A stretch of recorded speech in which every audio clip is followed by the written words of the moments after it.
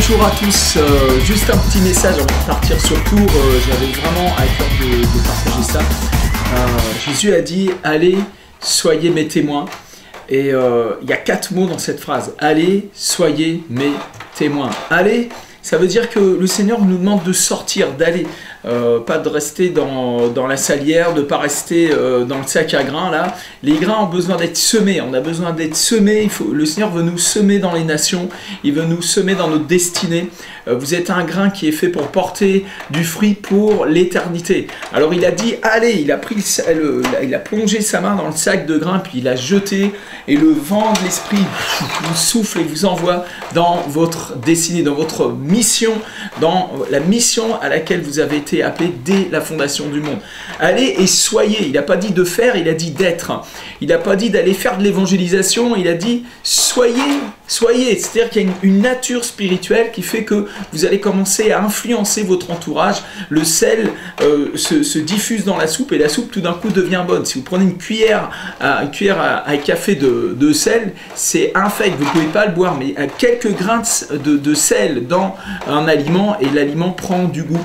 Et nous sommes faits pour être la lumière, pour partager la vie, l'amour de Dieu autour de nous. Alors, c'est bien de faire de l'évangélisation, mais c'est beaucoup mieux d'être son témoin, d'être au quotidien, de le vivre au quotidien et de saisir toute opportunité de partager notre foi, de partager l'espérance extraordinaire qui brûle en nous, puisque Jésus est vraiment vivant. Il a dit, allez, soyez mes témoins.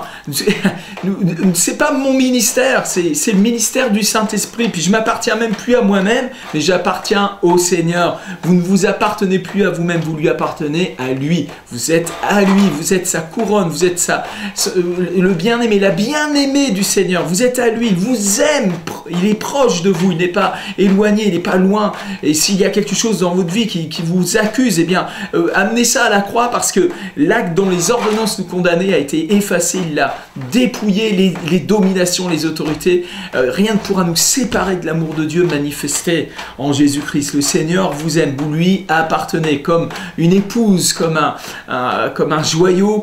Et s'il avait perdu cette petite pièce cette perle, s'il la perd, eh bien, il va tout laisser pour la retrouver, pour tout mettre en œuvre afin de la retrouver. Si vous étiez perdu, si vous étiez éloigné du Seigneur, il vous attire à lui par des cordages d'amour. Il vous aime. La Bible dit, Jésus a dit qu'il n'éteindra pas le lumignon qui fume. Un dernier point, soyez mes témoins.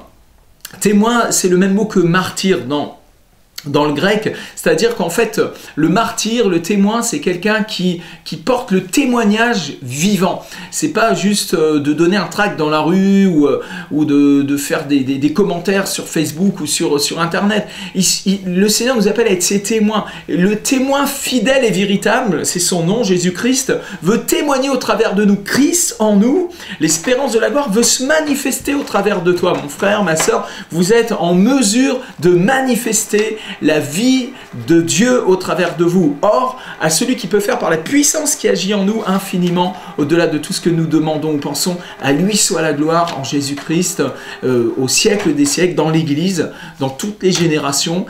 C'est Éphésiens chapitre 3 versets 19 et 20.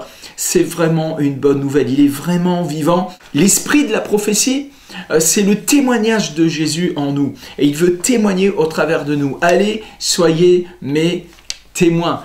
4 mots qui sont en quelque part comme les 4 piliers d'une vie sanctifiée, d'une vie qui est pour la gloire de Dieu en Jésus-Christ. Que le Seigneur vous bénisse. J'espère que plusieurs d'entre vous, je vous retrouve à Tours pendant ce week-end. On aura des réunions de réveil, de miracles, de guérison, d'impact, de puissance, de transformation, d'encouragement, de consolidation, alléluia, et d'évangélisation.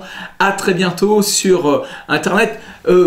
Prenez un instant pour regarder nos vidéos d'annonce pour notre prochain voyage à la Toussaint 2015. Ça va être un voyage extraordinaire, un voyage dans la gloire. Il n'y a que 50 places, alors ne tardez pas à vous inscrire.